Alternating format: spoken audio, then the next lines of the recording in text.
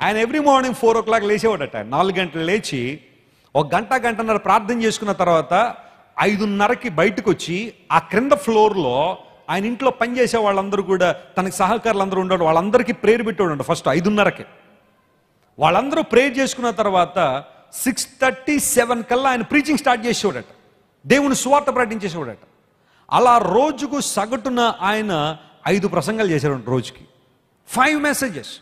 ఆయన particular day 5 to 15 మెసేజ్లు కూడా చెప్పేవాడు. ఆయనకు ఒక గుర్రం ఉండేది, ఆ గుర్రం మీద ఎక్కేసి వెళ్ళిపోతూ ఉండేవాడు, వెళ్ళి కనబడిన వాళ్ళందరికీ సువార్త ప్రకటిస్తుండేవాడు ఆయన. నేను ఎందుకు ఈ మాట చెబుతున్నా అంటే, చాలాసార్లు మన జీవితాల్లో దేవుని యొక్క చిత్తం, ఆయన ప్రణాళిక ఎంత గొప్పదో మనం తెలుసుకోవాలనే దేవుని యొక్క ఆలోచన. జాన్ వెస్లీ అనే దేవుని సేవకుడు ప్రతి ఉదయాన్నే లేచి సువార్త ప్రకటించేవాడు. మార్టిన్ లూథర్ అనే దేవుని సేవకుడు ప్రతి ఉదయాన్నే లేచి సువార్త ప్రకటించేవాడు. ఆయన ఇంట్లో కూడా అలాంటి పరిస్థితే. మార్టిన్ లూథర్ గారు 6 గంటలకు